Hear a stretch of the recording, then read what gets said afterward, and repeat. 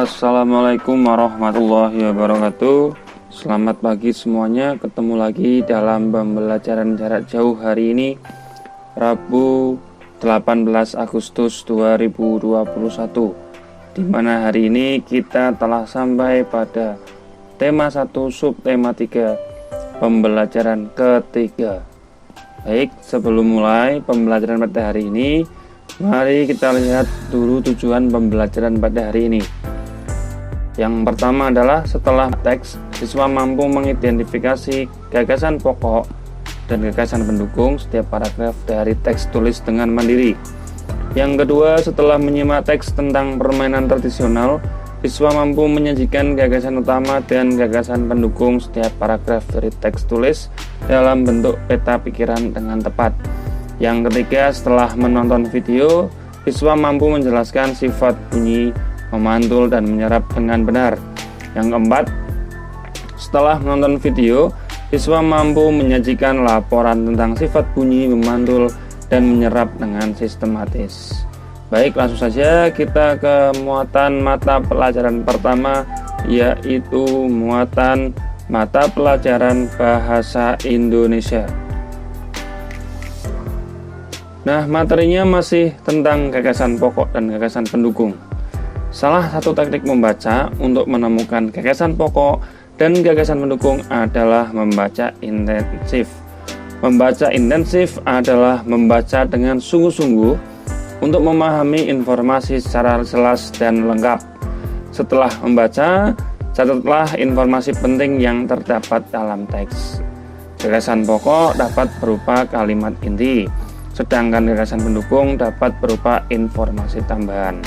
Nah, sekarang coba baca teks pada LKS tematik halaman 86, kemudian temukan gagasan pokok dan gagasan pendukungnya. Untuk muatan mata pelajaran yang kedua pada hari ini adalah mata pelajaran IPA. Materinya akan berkutat seputar pemantulan bunyi. Nah, bunyi pantul adalah bunyi yang memperkuat bunyi aslinya. Contohnya, ketika bernyanyi di kamar mandi, suara kita menjadi lebih keras karena jarak kita dengan tembok itu sangat dekat. Yang kedua adalah gaung.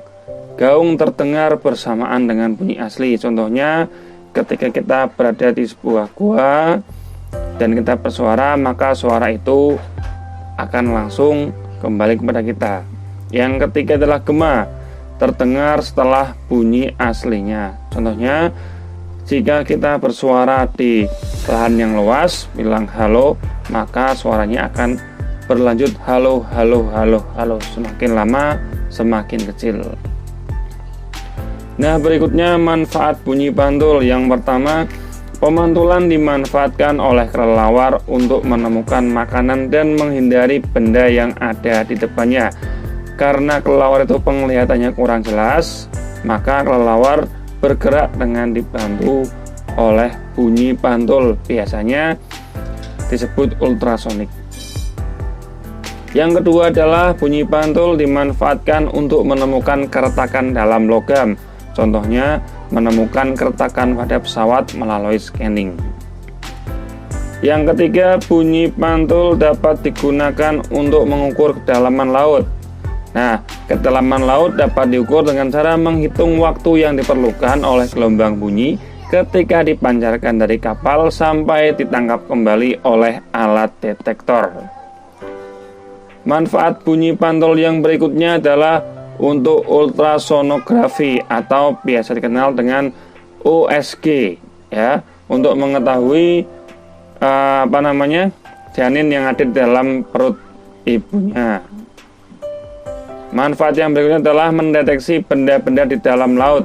Nah, kedudukan kapal selam dan kelompok ikan dapat diketahui dengan memancarkan gelombang ultrasonik ke dalam laut. Dapat mengetahui kedudukan kapal selam dan kelompok ikan. Nah, ini biasanya untuk suasana perang, yang ini membantu nelayan untuk mencari ikan. Nah, sekarang penerapan sifat bunyi. Benda-benda yang permukaannya lunak dapat menyerap dan merekam bunyi. Contohnya karet, kain wol, busa, kun. Benda-benda tersebut dapat digunakan untuk menghindari terjadinya gaung atau kerdam. Nah, demikian pembelajaran pada hari ini. Tugasnya adalah kerjakan evaluasi pembelajaran 3 halaman 89 sampai 91.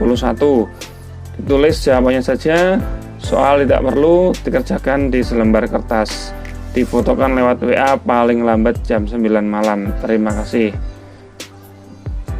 Nah, sampai di sini dulu, kurang lebihnya saya mohon maaf. Wassalamualaikum warahmatullahi wabarakatuh.